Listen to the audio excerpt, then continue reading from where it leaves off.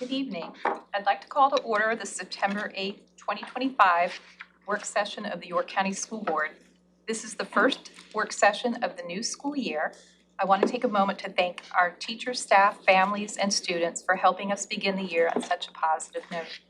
Tonight, we'll be discussing several important topics that will guide our work in the months ahead. We look forward to thoughtful discussion and collaboration as we continue working together to provide the very best for our students and our community.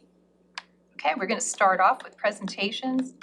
Dr. Shandor? Yes, thank you, Ms. Goodwin. And good evening, board members. We have 4 presentations for you this evening, as well as a policy discussion item. So I'm going to turn this over to Dr. Candy Skinner, our Chief Academic Officer. She's going to share the 2024-2025 York County School Division assessment results. Dr. Skinner. Okay. Thank you.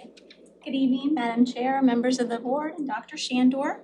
I'm excited to share our 24-25 division assessment results with you tonight. Before I begin, I have to take a moment to recognize the hard work of our teachers, our administrators, our staff. I'd like to thank Lisa Beasley, I think she's somewhere here, for all the work she did in helping to prepare for this presentation tonight. And additionally, I want to thank our parents and our families for their continued partnership in helping our students succeed. So the information we're going to share tonight directly supports the division's strategic plan priority that students will acquire the knowledge, skills, habits, and traits necessary for success in future educational experiences, the workforce, and life. Tonight's presentation will have 3 parts to it. The first part will begin with academic outcomes as measured by our standards of learning assessments. And then we will before we get into too much of the data, I want to give you a little bit of background knowledge about the data that you're going to look at tonight. And then when we break it out, we're going to look at 5 subject areas that we have there. And then for each of those, we're going to look at overall performance, grade level performance, reporting group performance, and then levels of proficiency, which is a new report that I haven't shared with you before. After I've shared all the data, then we're going to look at some identified focus areas and the work that we're doing around those. And then we will conclude tonight with just a quick glimpse into next month's presentation on our new accountability system. So to begin with, the next 6 slides that I'm going to share with you actually come from Governor Youngkin's press conference that he held on August 27th. He and the VDOE staff shared some important background information that I think we have to consider as we interpret the data this evening. So this slide here shows our National Assessment of Educational Progress results. And so I'm going to walk you through this, and I probably won't do as good a job as the governor did, but I do want to walk you through and share a little bit about kind of where we've gotten to where we are now. And what prompted the change in our state assessments and content. So if you look across, the orange bar is 4th grade NAEP results for Virginia. The blue bar is our NAEP scores for the nation. And if you look in 1992, Virginia was outperforming the national NAEP average. In 1994, you can see that the NAEP performance in Virginia dropped below the national average. Of course, that was a huge concern at the time. And so legislators and educators came together, and in 1998 is when we actually began SOL testing. And that was out of a need because of that decline. From 1998, you could begin to see that Virginia's orange bar starts going up, and you see that increasing performance. And then in 2017, you kind of see it stop right there, and then it begins to decline. And in the 2022 NAEP assessments, and this is for 4th grade reading, I should have said that, I'm sorry, you see that we are no longer outperforming the state. So the changes that the state has made that I want to share with you really comes from this experience. And so one of the 2 things that they've done, they have, and this slide kind of talks a little bit about that, for English and for math, they have increased the amount of content knowledge and our standards that students need to know. And this is the first year we tested on that. So 30 to 40% more content knowledge is expected from our students. The second thing that they did is they made the assessments more rigorous to better align to what the NAEP results show. And so if you you look here, you'll see that they talk about, and I think it's on this one, higher order thinking, and I want to make sure I'm defining what higher order thinking is because you're going to see a little bit about that. When we talk about higher order thinking skills, we're talking about students going beyond recalling and memorizing. We want students to be able to analyze, to evaluate, and to create. And so that's what the intention of these standards and these assessments. So I'm going to illustrate that for you now. All right, so this is third grade reading.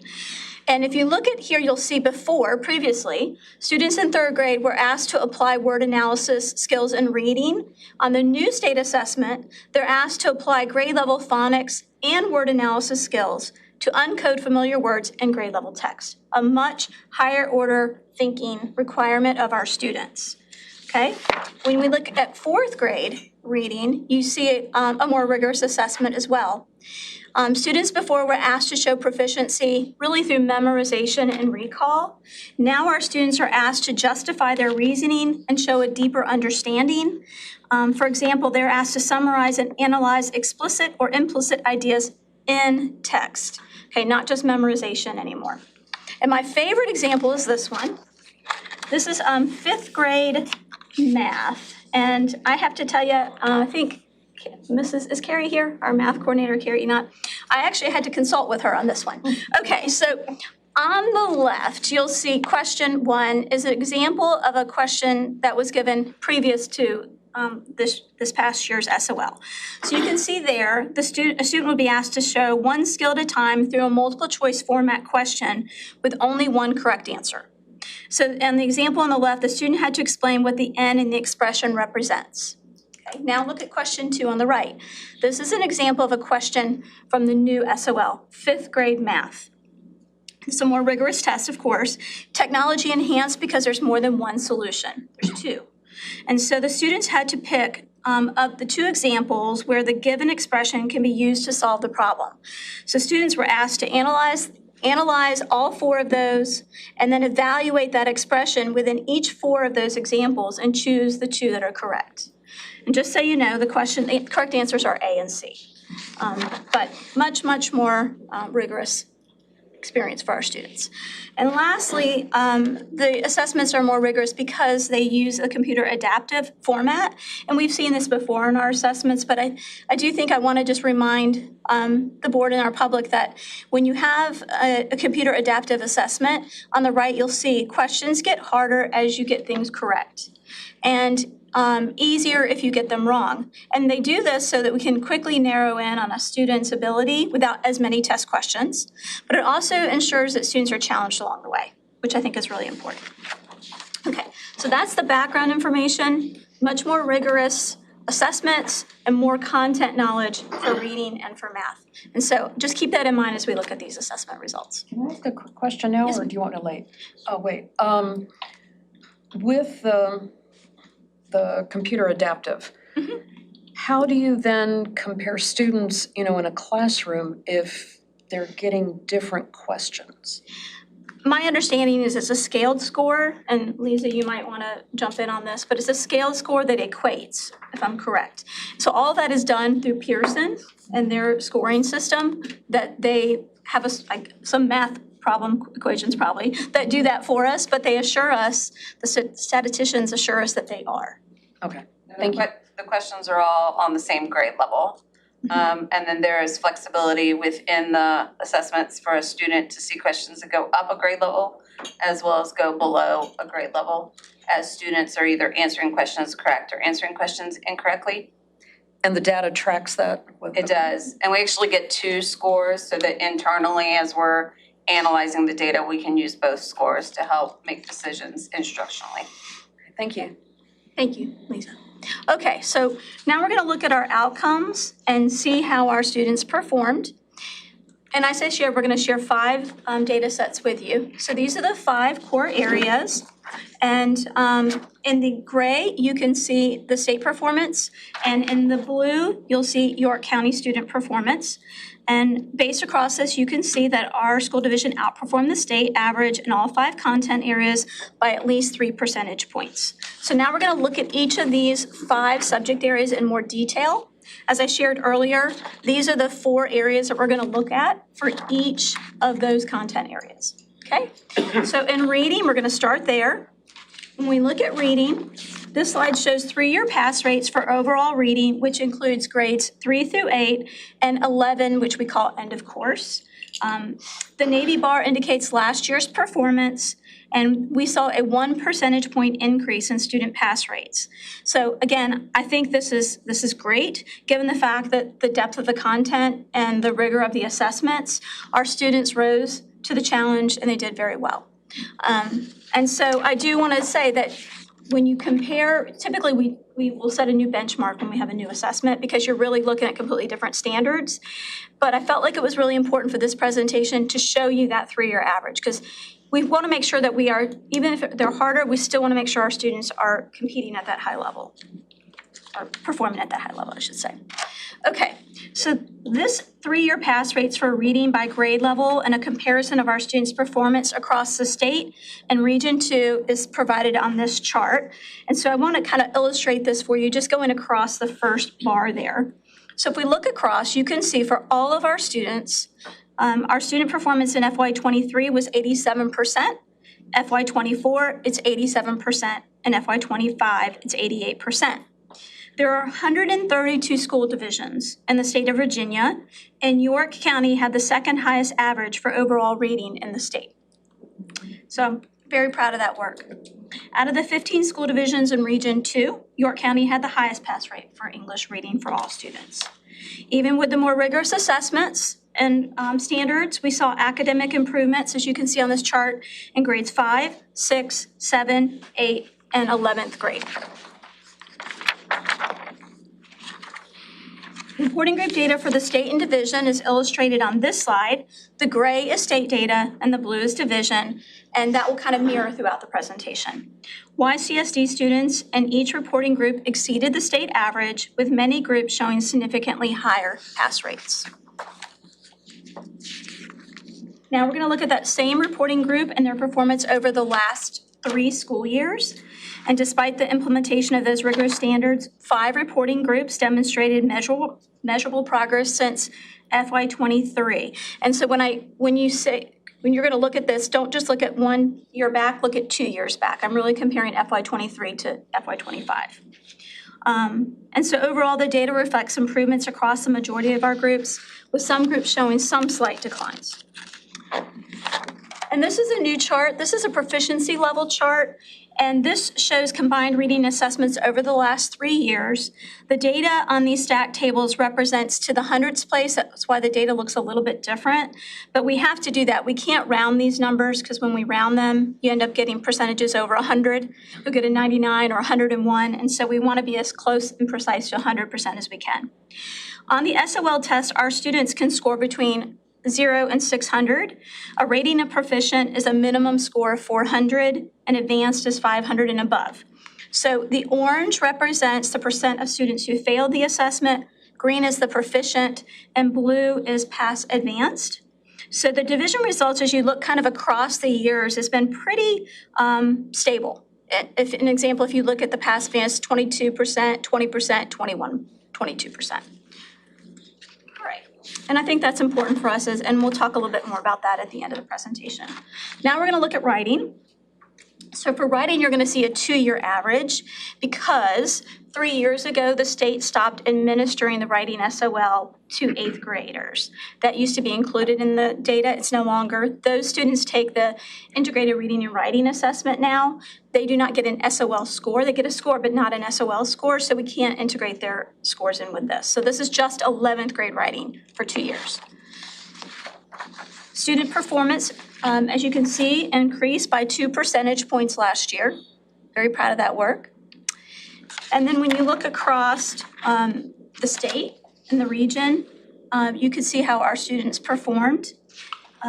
One thing I do want to say, when you look at that data across the state and region, there are 46 school divisions that do not report SOL data.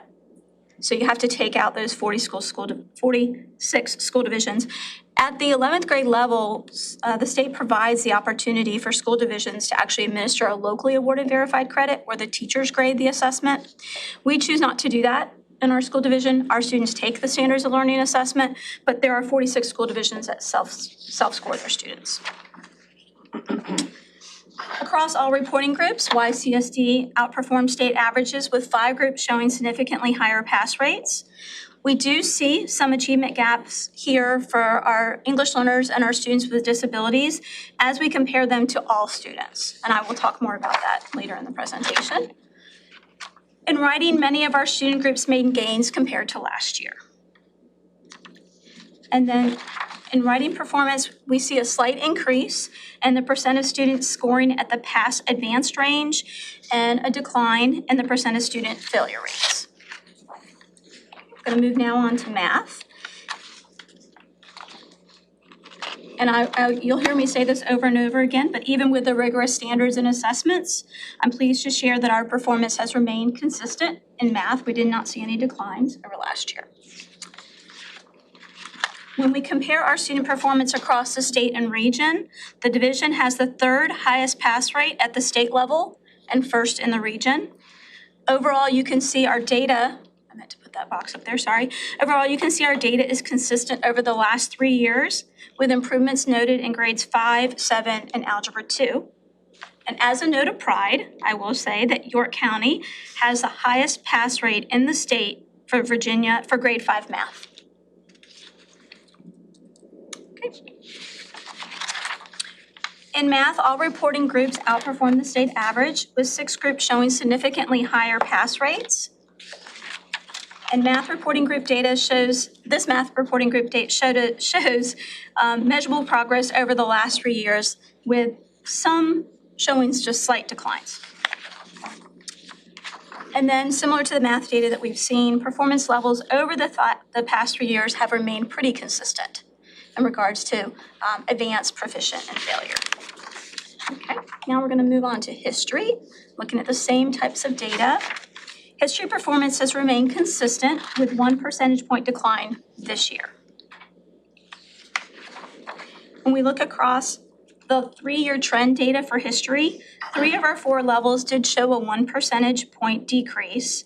And you may have noticed there for world geography, you see a larger decrease. This really has to do with our sequencing of our courses.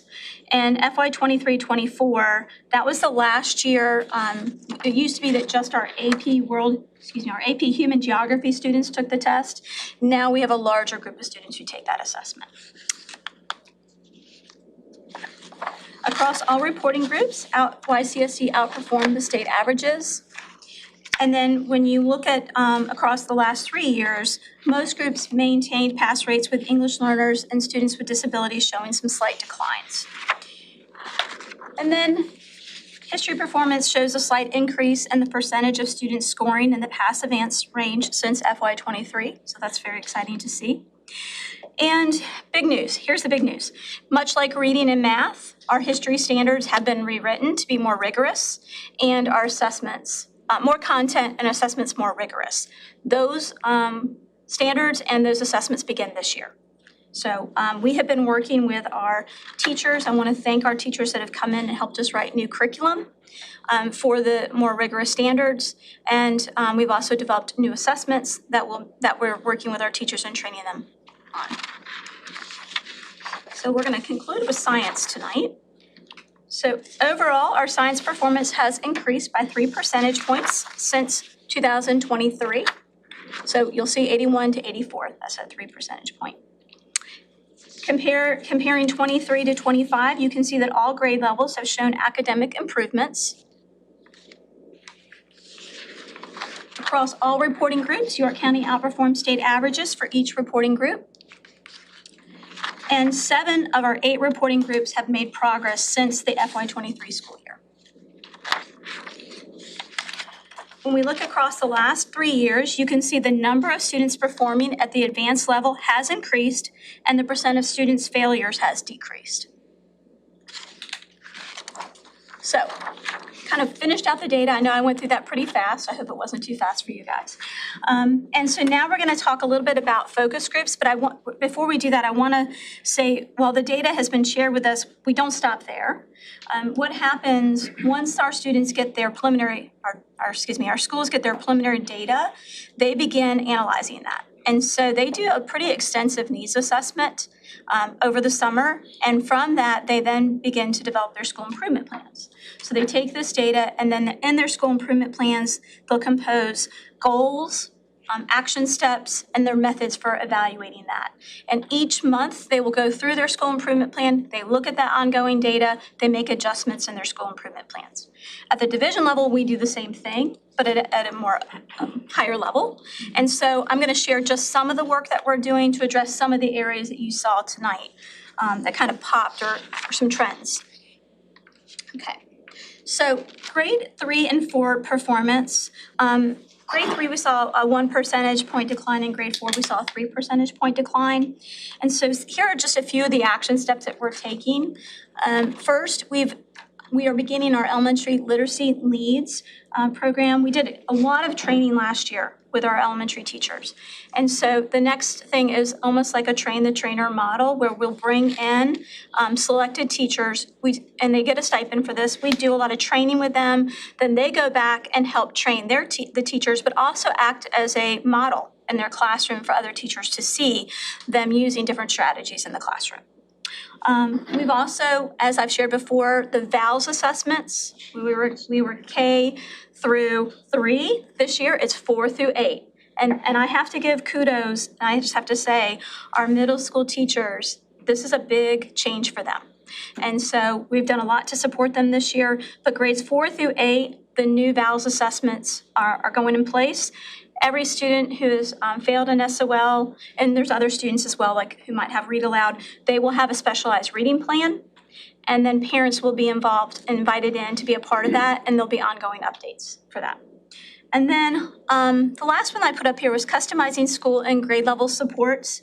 And looking at our data, we do see some areas where we'll need to customize school and grade level supports. And what that means is we will go in and work with the school on a particular area that we might see as a trend in that school, or in 4th grade, if it's something across the grade level, we'll work with the 4th grade teachers. And then middle school math performance. One of the things that I think the 5th grade example really showed it, but we have to really help our teachers understand how to teach at that high level. And so we're continuing to provide professional development through the year of showing them how to help students have productive struggles. That's important. Helping students actually get stuck and have to reason through and get unstuck. That's a skill, right? We want our students to be able to do that. And then we're also looking at the adoption of high quality instructional materials. So we're going through the IMR, instructional material review process this year. And we also have more students moving into advanced math coursework. And so as we have more students go into that, it requires us to make sure we have more supports available to those students in those harder math classes. So we're working through all of that. So now I'm going to turn this over and I'm going to let Mrs. Hopkins talk a little bit about some of the special education and English learner action steps. So thank you. As Dr. Skinner shared, the assessment results for our students with disabilities and English language learners do not mirror how our students overall have performed. And so that is signaling an opportunity for us to refine and strengthen the supports that we are providing. And so I wanted to also share that that is not a YCSD struggle alone, if you will. It is a national concern, but we are committed to that ongoing reflection and intentional action in order to meet the needs of all learners. And so I wanted to just highlight a couple of the strategies that we plan to put in place. We want to continue the ongoing professional development on evidence-based practices as well as specially designed instruction. We want to couple that with the VDOE released reading, math, and writing supports that have been provided and interventions that have been provided. But I really want to take an opportunity to highlight some of the work that we've kicked off this summer already. And that is our special education teachers who have gone through a cohort to receive a reading specialist micro-credential. And essentially, that is a provisional reading specialist licensure. And so we're really excited that they now have this new skill and expertise that will transfer onto the development of our students as learners, as well as they'll get this leadership opportunity to share with their colleagues and staff, which will further expand our reach in schools. So I'm really excited about that work. And Ms. Hopkins, can I add, I think when we Absolutely. offered it out to our special ed teachers, we expected, Yeah, I think maybe 5, Yeah. 10, and how many? We had 29. We had 29 Kudos. special education teachers, yes, that were willing to come in this summer and give us some of that time. We had a partnership with the State Department and some of our team members here to really foster that. And so we had 19 at the elementary level and 10 at the secondary level. So we're really excited about that. Look forward to continuing to share the benefits that our students will receive from that intervention. So super excited about that. And as you look at this slide here, we also wanted to take an opportunity to provide perspective and even context for talking about and reflecting on the performance data for students with disabilities. And so what I have here is a review of how our students performed a lot across other school divisions. And so you'll see that for reading, our students with disabilities performed 5th in the state, as well as math, 7th in the state. And of the 132 school divisions that Dr. Skinner shared with us, and number 1 in the region for both reading and math. And I really think it's important that while we identify an area of improvement, I wanted to make sure we had context for how our students are performing in relation to other peers, right, and other school divisions. And so as we go to our English language learners, again, we want to continue to refine our efforts and how we are supporting our English language learners this summer. Again, some of this work has already gotten off there. We did a training this summer in August where we trained all of our general education teachers on intervention and resources, as well as the data that we had from our access testing, which is a measure that we use to determine how our students' English language development is in listening, speaking, writing, and reading. And so we take that information and share that with the instructional resources that we have. We have a tool called Elevation, which teachers can have lesson planning tools from that, understand the standards in order to refine their instruction. And so we're really excited about the teacher being able to kind of understand and grasp that knowledge in order to transfer into the classroom. But recently, on August 15th, the Virginia Department of Education shared with us a new web-based application that they are launching, which is a system called the Virginia Standards Satchel. And so this satchel is going to be a combination of, again, looking at our WIDA platform and those standards, and aligning that to the Virginia Standards of Learning for reading, math, science, and English. And so we're looking forward to what that alignment will provide for our teachers so that we, again, will have the information and resources necessary in order to better align our instruction. And so really excited for what will come true for that. Again, I'd like to share with you information about how our students of a second language performed in comparison to the state and within the region. You'll see there that, again, of the school divisions that do report their English learner data, because all school divisions do not have a population at which it's a reportable category, if you will. And so reading 4th and math 4th in the state, and then here in the region, the 2nd.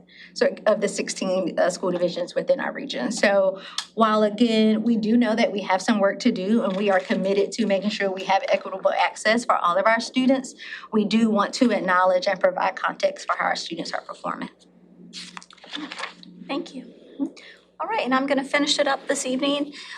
As you saw, there were some slight declines in our history standard, our students' outcome. And so we know that we've got even more rigorous standards coming and assessments. And so I shared a little bit that we have made sure that we've revised our curriculum. We've developed that curriculum. We've trained our teachers on that curriculum. And we've also developed more rigorous assessments not just quarterly, but unit assessments. And so I think that work in itself, helping our teachers understand what that should look like in the classroom, that's the work this year in history. One other thing that we are doing, because you know my love for writing, we are working with our English teachers, and I think Molly is here. We're working on content area writing. There's a lot of research around the more you write in a content, I see you shaking your head, the more you write in a content area, the stronger your performance. And I believe that. And so Molly and Darlene are working together to bring that to our history teachers. Now, I will say that just like writing, the state of Virginia does allow and of course assessments for locally awarded verified credits, because history is not a federally mandated assessment. It's a state assessment. So there is an opportunity for us to think about that moving forward. We're preparing our teachers in case we move in that direction for performance-based assessments versus an SOL. We haven't made that decision, but this will help leverage us in that area if we decide to move in that direction as a school division. All right, and the last one is pass advanced performance. When I looked across all of our students, we're a high-performing school division. And I certainly want to see, just as our students increase their performance, we want to see our pass advanced performance also increase. So we've been working for a number of years now on thinking-based classrooms, professional development. I brought our little, this is what we use with our teachers. We've done a lot of training with them. I'm proud of that work. And we will continue that work. And basically what this is like almost like a strategy plug and play. These are ways to help kids think at a higher level. You can incorporate them into any classroom activity. And so we'll continue to work on this with our teachers. In math, one thing that when I was talking with Carrie a little bit about this, and it's that productive struggle, and I mentioned it earlier, really helping our teachers embed highly engaging thinking tasks in the math classroom. And that's easier said than done, right?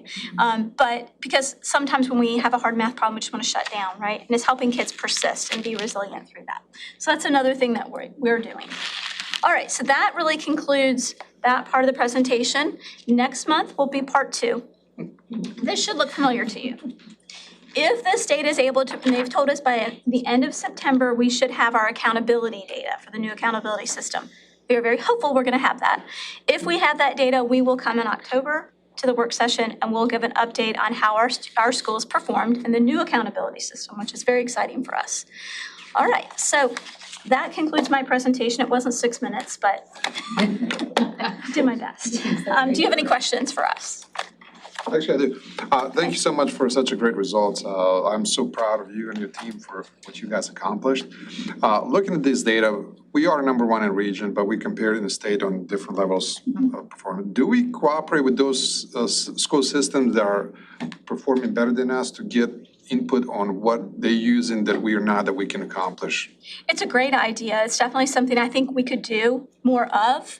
Oftentimes, these are school divisions that don't always mirror our school division. Right. They have like 3 schools, but doesn't mean that we can't. And so it's probably something we need to think more about doing. Yeah, absolutely. Especially in some of those areas where you see a math and even in history. I have a question, Candy. If you look at the NAEP scores, when you talk about the NAEP scores in the beginning, and you talk about the state, okay? Is there any way in those NAEP scores you ever can extract what it looks like for York County? Because I feel like when you do that, when they give those pictures, you know, it's low, but I know York County is always higher, and I think the division gets a bad rap because of that. I think that's really important, because I asked Lisa to pull this data for me because I'm always wondering, like, how many kids do we have test? Right. So last year, we submitted all of our information. They didn't choose one of our students in 2025 to test. Mm-hmm. The year before that, we had about 50 students in both 50 from Tab Middle and 50 from York Middle. So it's a very small number. Now, years before the pandemic, we might have had more students. It just varies depending on these random samples and how many, but it's not a tremendous number of our students from York County, typically. 50 kids. Yeah. So it's random.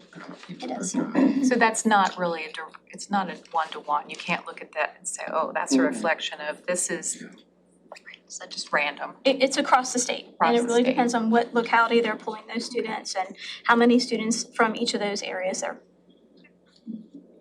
Were we representative of the trend for the rest of the state as well? I mean, I look at these at the 3-year pass rates and the comparisons and all. And yeah, we went a little bit, but with more rigorous testing, you would think that it would drop more, okay? How does, Right. yeah. So I actually, let me give you an example for reading. I think I wrote this down. Okay, so grades, then the state does grade 3 through 8. We also include our 11th graders in there because we feel like that's important.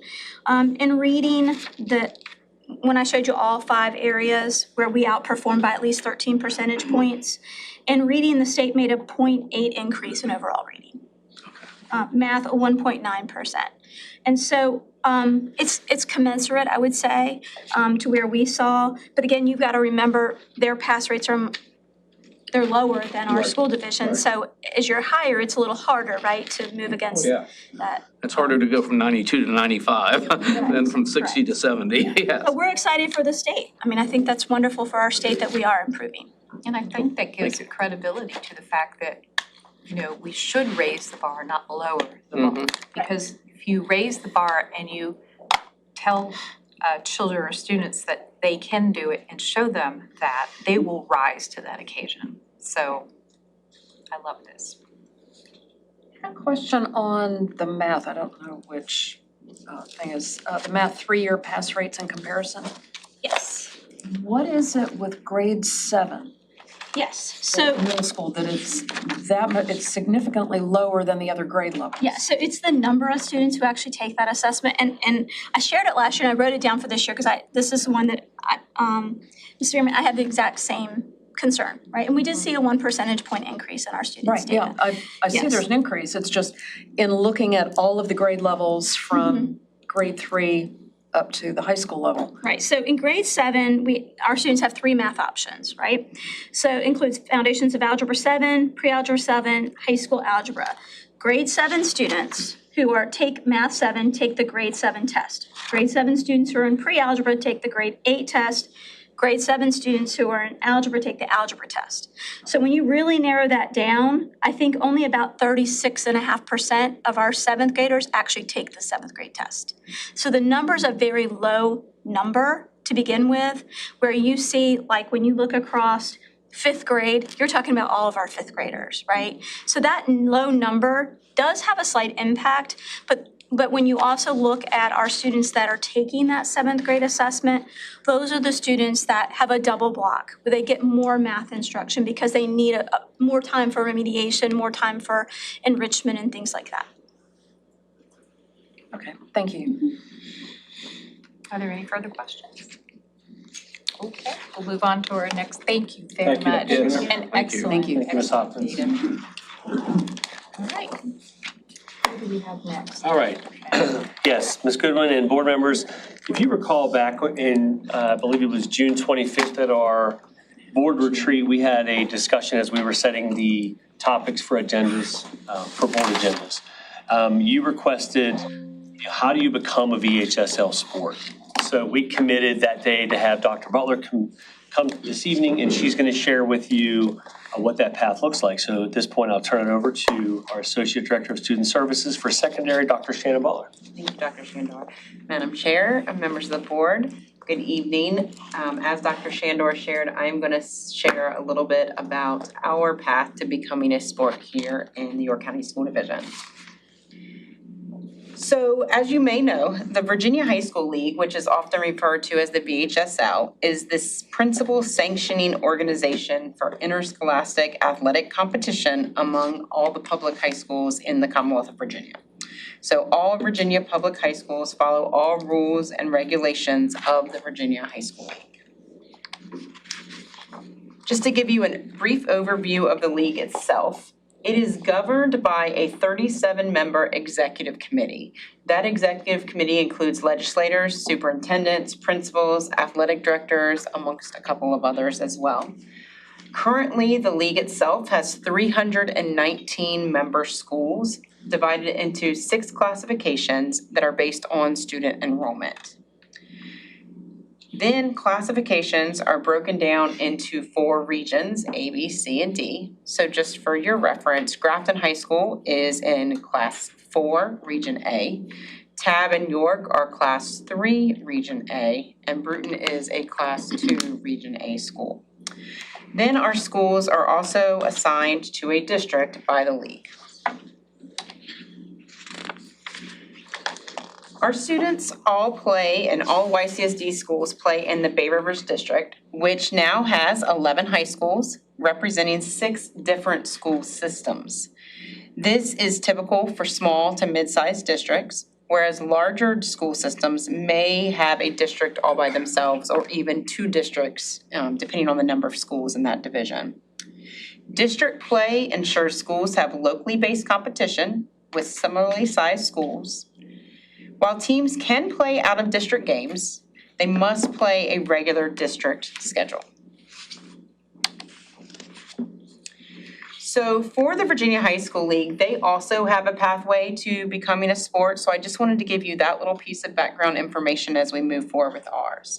As stated before, we follow all rules and regulations from the league, and their pathway has pretty much a 3-step process. The first step is initial introduction, which is usually come about by demonstrated interest or need. A lot of times this is through the National Federation of High School Sports, NFHS, as a sport that's being sustained in other states across the country, or from a member school itself, one of the 319 member schools that may put something forward. The second phase for the Virginia High School League is the pilot phase.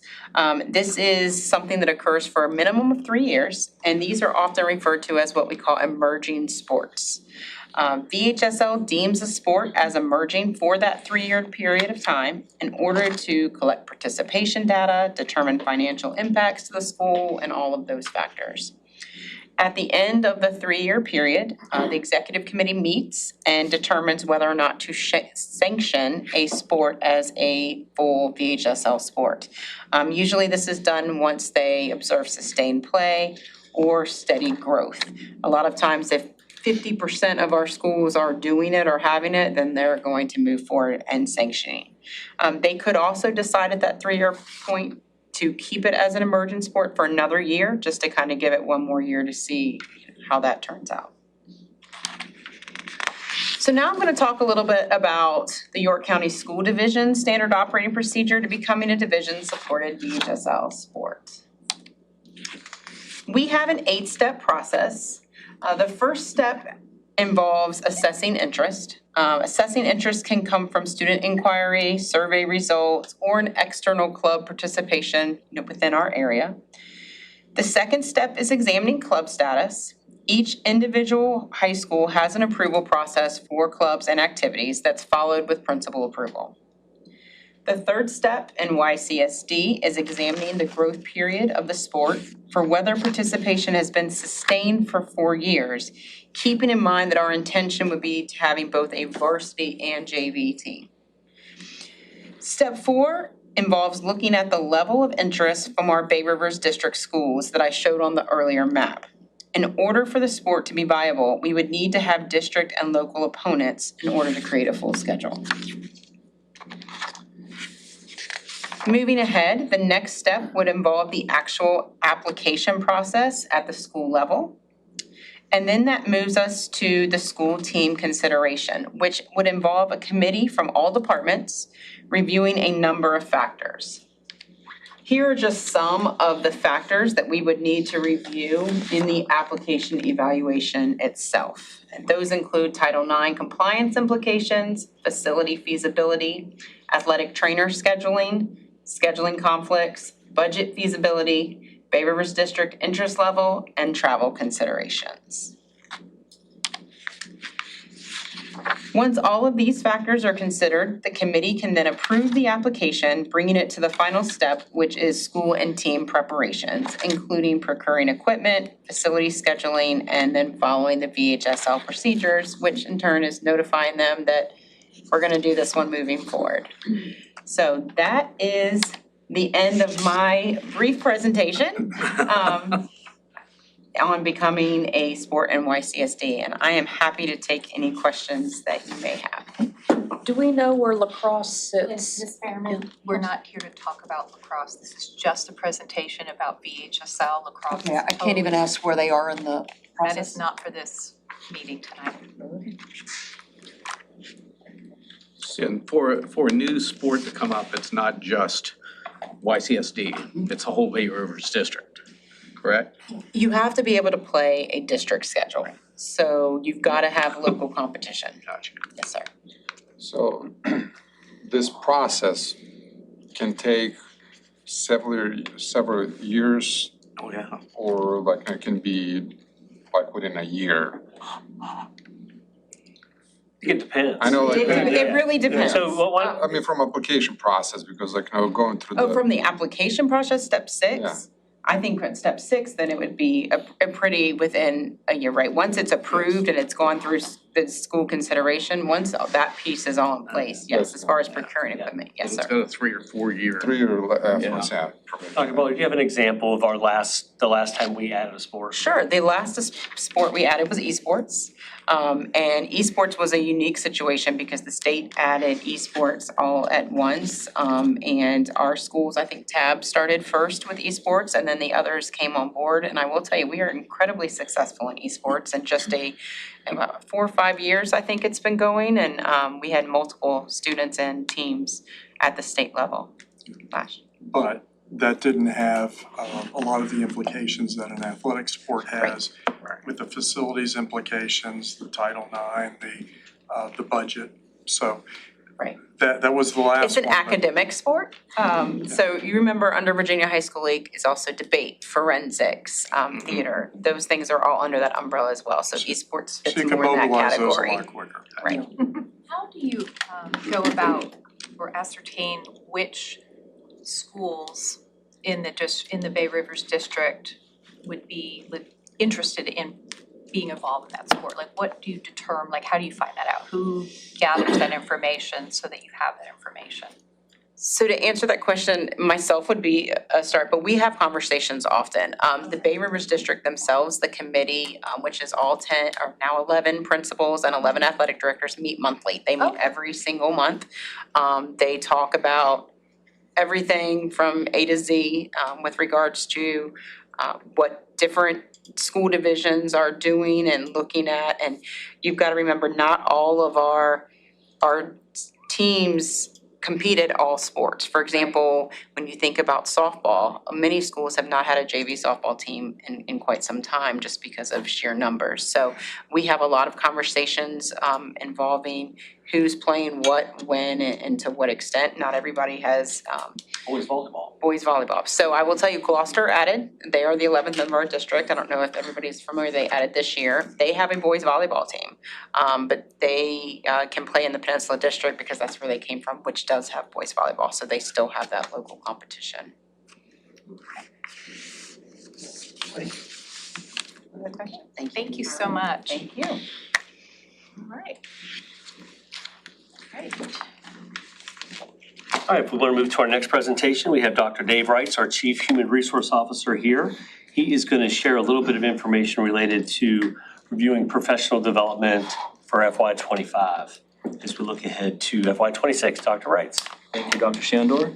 Madam Chair, members of the board, I think it's appropriate that we are talking tonight about professional development, considering we just heard about those fantastic data points that Dr. Skinner talked about earlier, but she also teased us a little bit about the PD that's offered to our teachers and our staff. And I'm going to dig a little bit deeper into what that PD looks like for us. So one of our 4 priorities tonight, it will focus on highly effective talent and our efforts with professional development with our employees. So professional growth refers to deliberate and differentiated approach to build the capacity and well-being of our YCSD employees. The development of skills, traits, and competencies not only impact the job performance, but supports employees in career development. In human resources, our theory of action is to provide competitive pay and benefits to attract the most effective talent, continue to employ a skilled and compassionate workforce, while providing opportunities for growth and advancement. If that happens, then we will be positioned to continue supporting high-quality learning experiences leading to student success.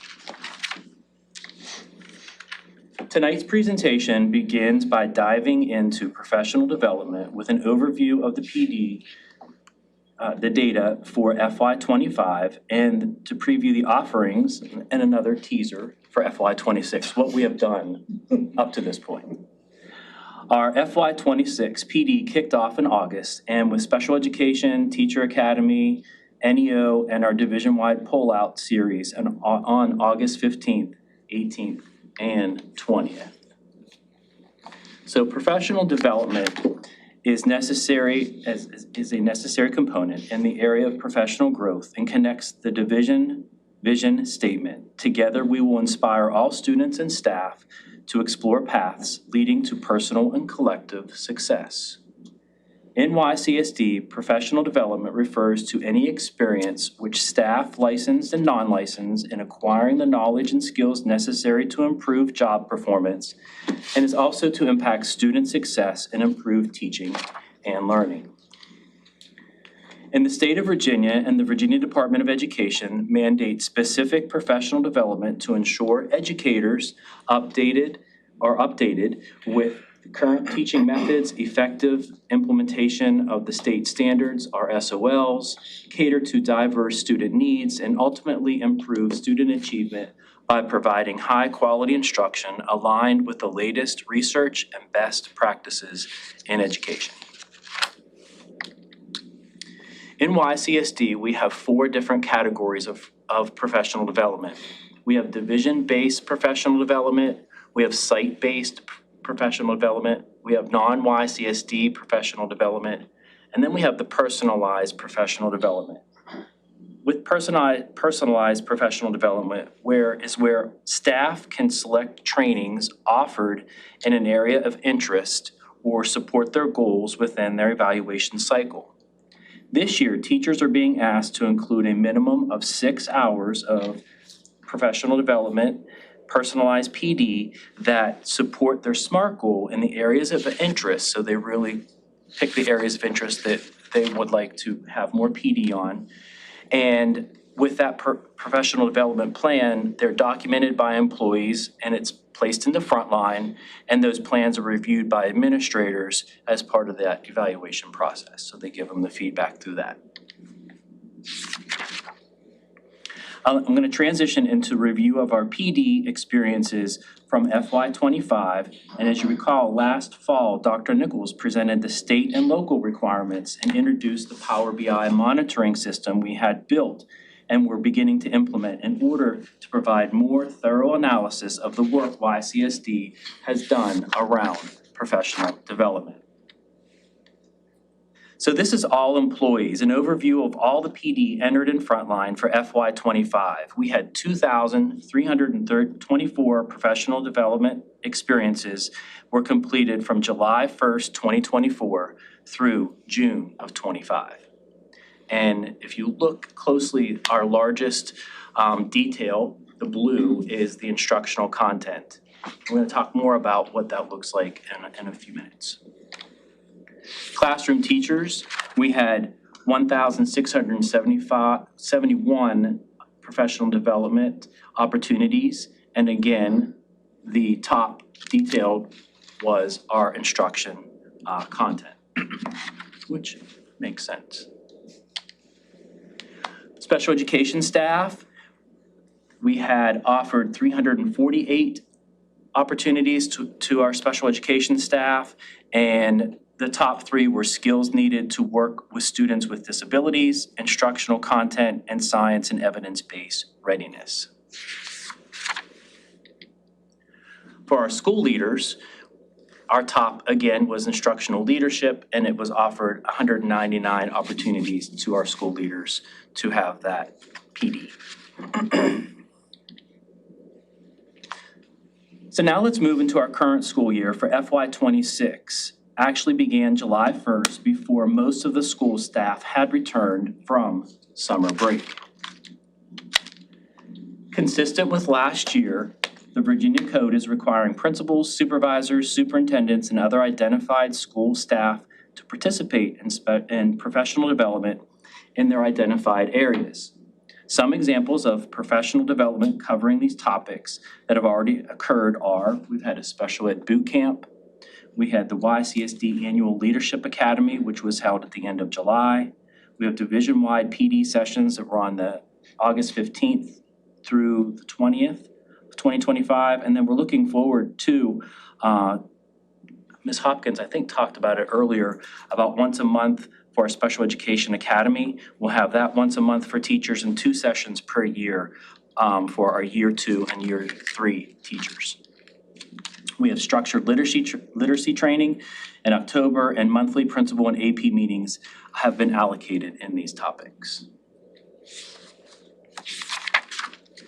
The instruction department will continue their work in the thinking-based classrooms, which is an example of research-based reading and literacy instruction in the Virginia Language and Literacy Screening System required by the Virginia Code and the Department of Education.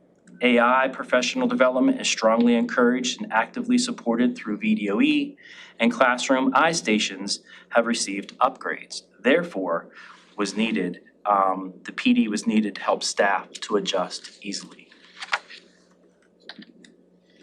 We are continuing our division work with Lexia as it is a powerful program for identifying and remediating areas of literacy need.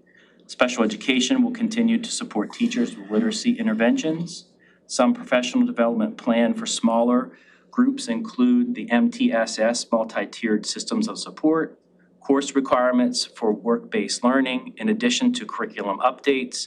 Science teachers spent time in August learning more about the Maritime Grant, which supports an environmental and maritime science career path. So up to this point, from July 1st until now, we have already offered 842 opportunities of PD for our staff. This one's my favorite slide because it really sees everything in action. So the top left of our screen is Dr. Pettigrew and Margaret Shokes from our instruction department, and they are providing PD on AI. And then in the top right is our new employees entering new employee orientation down the sidewalk. If you guys were there, you guys were cheering them on as they were walking down the sidewalk. The bottom left is a thinking-based classroom, and the bottom right shows math teachers, Carrie Ignat, who is teaching our math teachers and working through our new curriculum. Thank you for this opportunity to present our PD opportunities and YCSD, and I will take any questions. Just a quick question. You mentioned that you're requiring teachers to take 6 hours of personal. Correct. Is that in addition to what they already been doing, or that's just kind of substitution to some hours that are already been planned to take? So that is in addition to their hours that they do, and it's part of their plan that they submit to their principal, and it also is more personalized because it is of their interest of the PD that they want to explore. What's the total number of hours that they take in 1 year? Wow, I don't know. Do you have that exact I hours? don't have that number.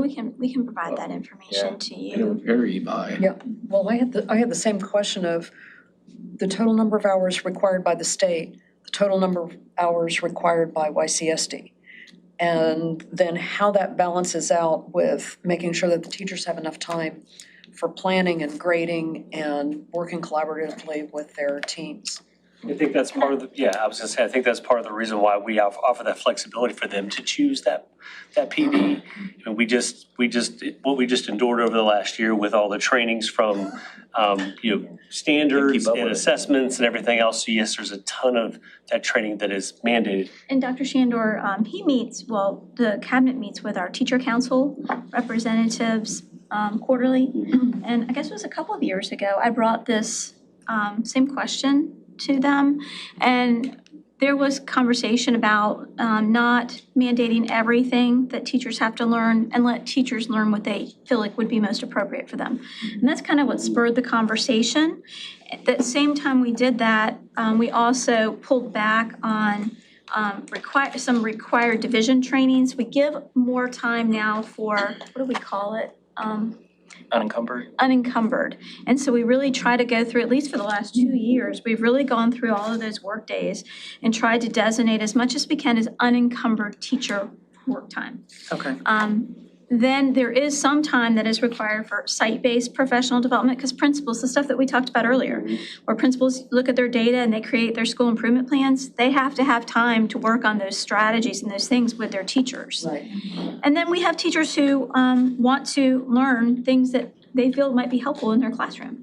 And that's where the personalized professional development comes in. The reason we have them log that information is because we want to see what that is, and we try to put things into our computer system. Like if they're interested in learning, I wish Margaret was here with me, if they're interested in learning more about AI, we know, okay, there are some teachers interested in AI. We can add more, like here's some opportunities for AI if you want to attend any of these things the state's offering.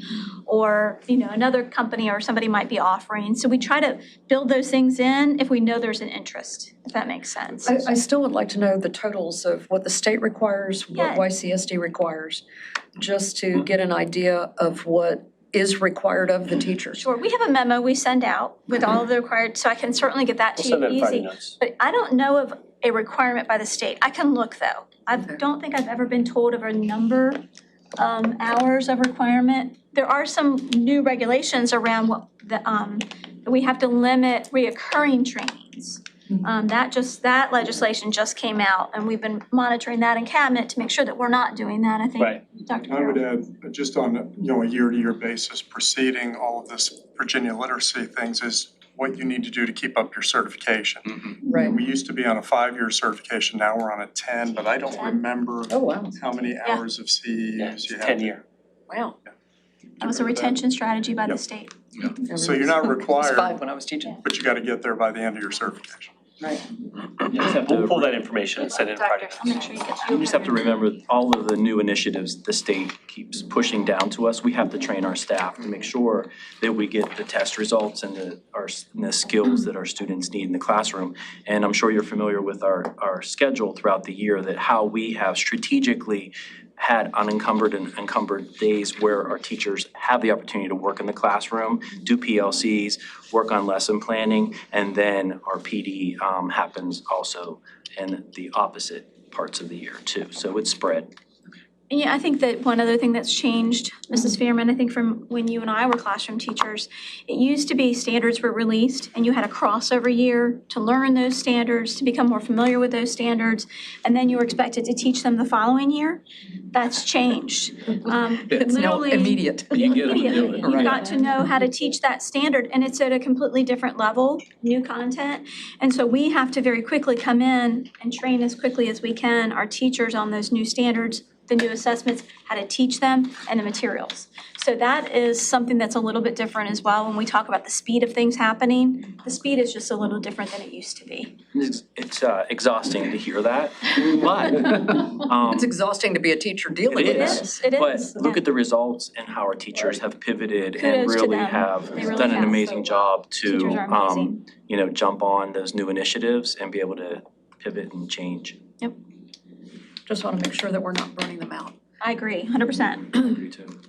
Thank you, Dr. Wright. Appreciate that. Thank you. Shandor? All right, yes, we have our last presentation. So Dr. Carroll is here to share the Magruder Elementary School survey results. So I'll turn it over to Dr. Carroll, and he's going to share, I think, some timeline and some other information with you. Dr. Carroll? All right, thank you, Dr. Shandor, Madam Chair, members of the board. Yes, you know that we have had a formal request to evaluate the name of Magruder Elementary, and you had asked for some things to happen. So at the May work session, you decided that you wanted to survey the community and the whole county. On June 25th, I think at your board retreat, you had requested that we also estimate a cost for a name change. On July 1st, staff had been working on the format and the questions to be asked, and on July 1st, we came to an agreement on how that survey would look. And then we waited till after the July 4th holiday and then launched the survey on July 8th, and it was open for 10 days. Tonight, I'm going to talk to you about 4 parts of this request, the survey distribution, the structure of the survey, the results from the survey, and then also projected costs of a name change. So first of all, the distribution. As you know, we were charged with creating and distributing 2 surveys, one to existing YCSD families, and as we go through this presentation, you'll hear me refer to that as the internal survey, and then another one to the general public, and I'll refer to that as the public survey. And for the internal one, we distributed a single-use link through email to all families and staff members. For the public one, we distributed by posting a multi-use link, meaning more people can hit that link on our website and pushing notification through our social media accounts to make sure people knew about that. I tried to put out a neutral kind of introduction to each of them through the internal survey and also through the public. And you see here, wanted to memorialize what we had there, and just basically stated that there was a request to change the name of the school, and that please take a look at this survey before the deadline date. So for the structure, it really was a simple survey. After we shared that introduction and some simple questions to get some demographic information more about where people live, that might help us with disaggregating the data after the fact, and also to make sure that we reduce any duplicate submissions. Both surveys were similar, and they included the following questions. The first one went right to the heart of the matter. Do you think that Magruder Elementary School should be renamed? Then, contingent on your answer, you got the second question, which was just the flip side of each of the following. Why do you support, if you had said you supported the idea, why do you support a renaming of Magruder? Or if you had said you didn't, why do you oppose a renaming of the Magruder Elementary School? So it was the same question in essence, just based on your answer to number 1. And then we came back to question 3, which was, are there any additional thoughts you'd like to share with the school board on this matter? So as I said, number 2 depended on number 1. We did analyze the public. We didn't need to on the internal, but we analyzed the public survey. We did have a few instances of people answering more than one time. We had one person who answered 3 times and another one who answered twice. And the good thing about that is that didn't alter, it's not going to move the needle on any of the results we're going to see here tonight. So I'm going to now share the quantitative and qualitative results from this survey. And also, if somebody's looking to see the raw data, that should be posted now on board docs in the public content. We have redacted the names. You can see the city and the zip code is where we pick up with that. And then the answers to all the questions are there. So the first thing is we're going to talk about the quantitative results. What were the answers to that first question? And which is, did you think that we should change the name of the school? So I've got 3 answers here for you, though. The first one is the internal results, and we had over 1,700 people answer this internal survey, and they cut across all the zones. There were differences more in Bruton than anywhere else, but we did have answers from all 4 zones here. And the answers came to that of yes, 33%, no, 57%, and 11% had no opinion. Now for the public one, we had 408 respondents to that, but we got some different results. If you were really looking, and what I heard from you in our last meeting was you wanted to know about what the county thought. And so where it says public total, that is all 408 public respondents. And there you had 47% said yes, 51% no, with 2% not having an opinion.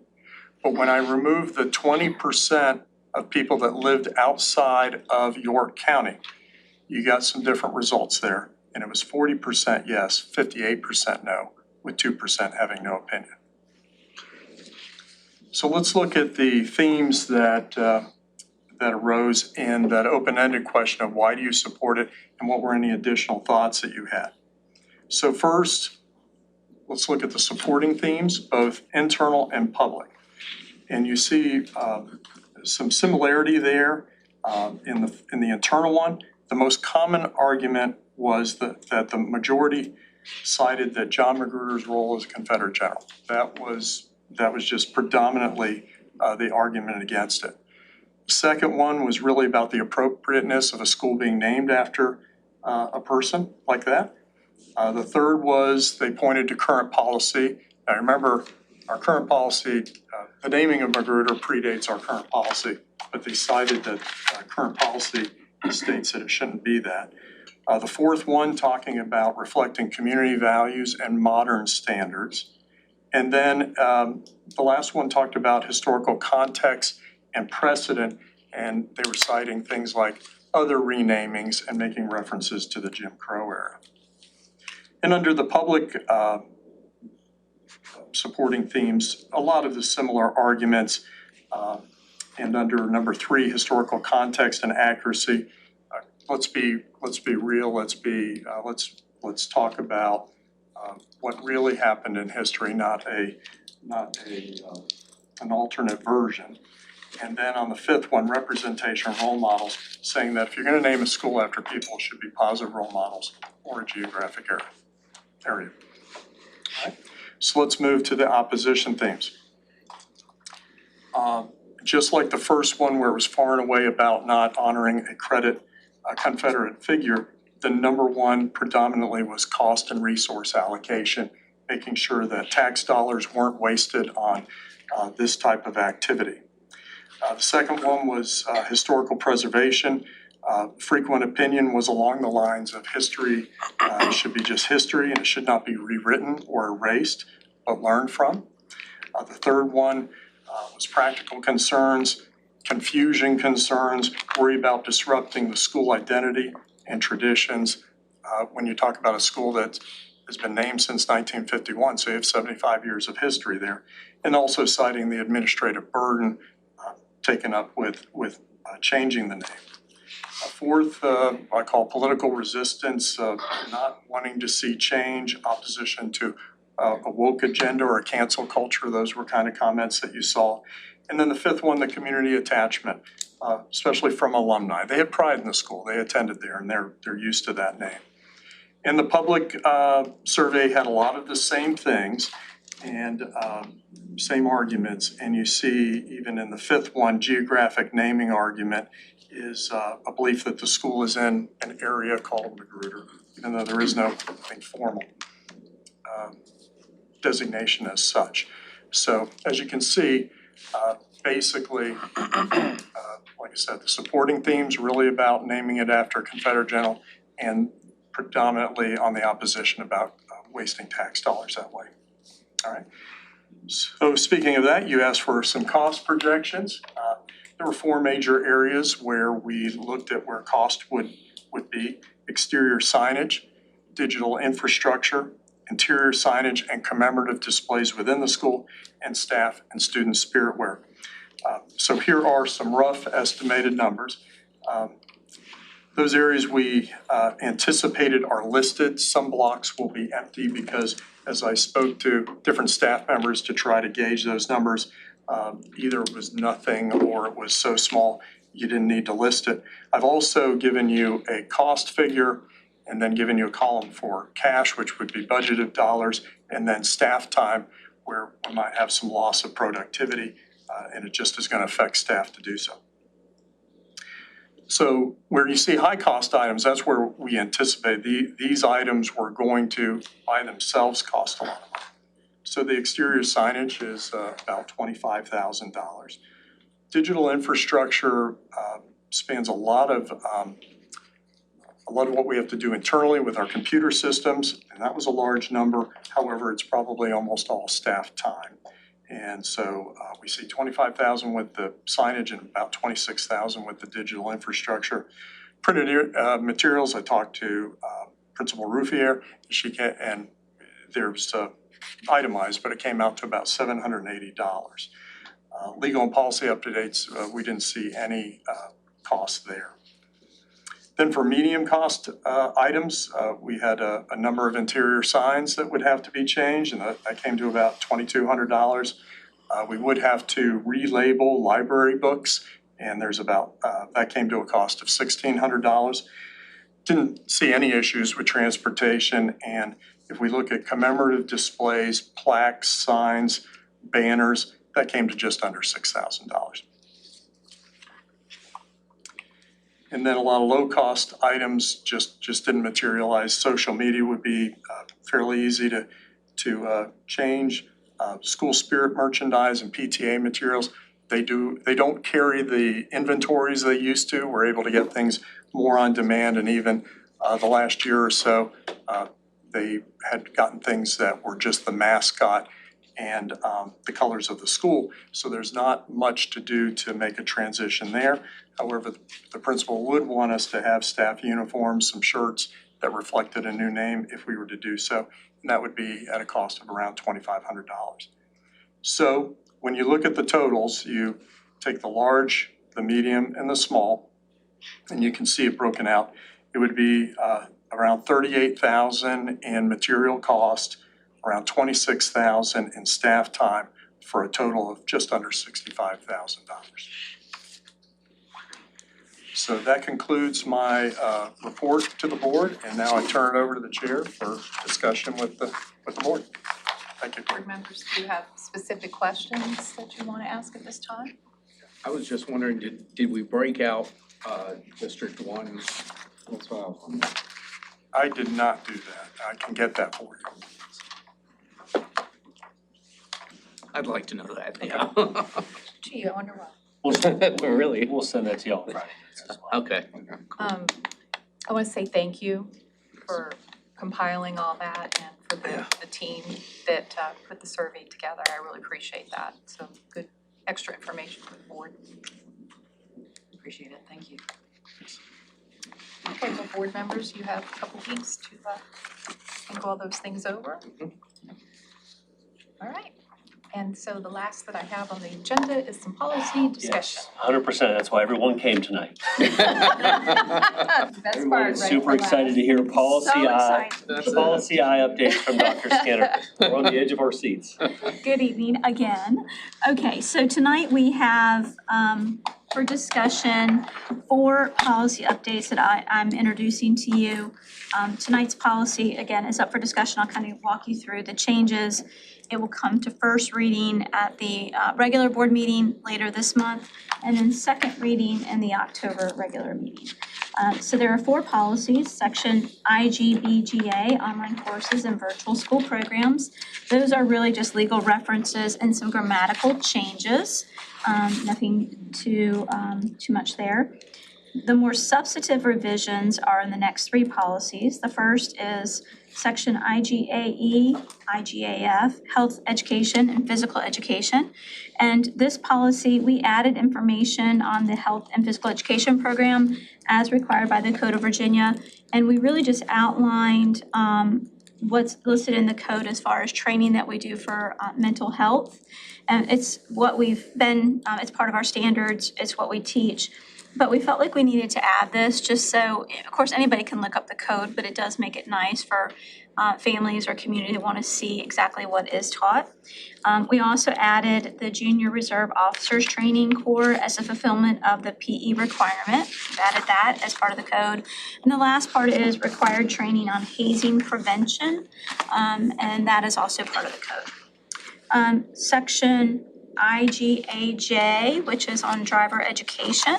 For that, we just added something from the code as well, that the Department of Motor Vehicles shall notify the school division of the name and driver's license number of any driver education instructor employed by the school division accumulating more than 6 demerit points based on the convictions occurring in any calendar year. And then section IIBEA/GAB, acceptable computer system use. We added, a lot of this really has to do with the code as well, but we added hardware and software and updated the language to be more reflective of current day. We added AI. We added some from the code about how often it has to be updated.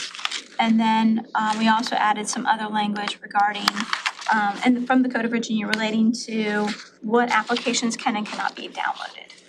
And that's all of the summary. Just a question, like, about this application that can be downloaded or not. Yes. TikTok, WeChat, and there's websites that are developed by two companies. What are those? Do you know by any chance? I'm gonna refer to Mrs. Berry. It's exactly how the code specifies those Oh, okay, websites. so it's I didn't straight go from the to them state. Because we're not Okay. allowed to. Understand? Those websites are who controls, like TikTok Okay, is by ByteDance, and Okay. WeChat is owned by Tencent Holdings, that's so they're connected. got it, okay. Thank you, Dr. Shaw.